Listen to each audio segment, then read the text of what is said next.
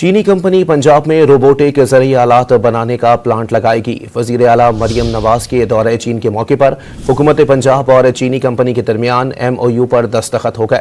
तफसीलात जानते हैं डॉन न्यूज़ के नुमाइंदे अदनान शेख से। जी अदनान, मजीद बताइएगा, मजीद क्या पेशरफ्त सामने आई है? जी बिल्कुल, नवाज शरीफ का दौरा जो चीन था वो उसका आज पहला रोज़ और बीजिंग में उनकी मुसरफियात जो है वो रही है और काश्तकारों ज़राअत के फ़रोग के लिए उन्होंने तारीखी इक़दाम जो है वो किए हैं। जबकि चीनी कंपनी पंजाब में रोबोटिक ज़रिए आलात मैन्युफैक्चरिंग प्लांट लगाएगी। महकमे ज़राअत, हुकूमत पंजाब और AI फोर्स टेक के दरमियान MOU पर दस्तखत हो गई हैं और इस मौके पर मरियम नवाज भी मौजूद थी।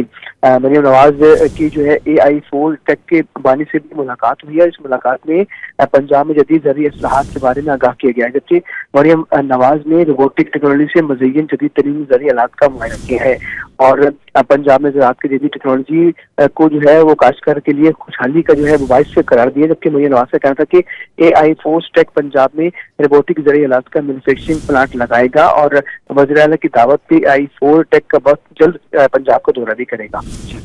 बहुत शुक्रिया अपडेट करने के लिए।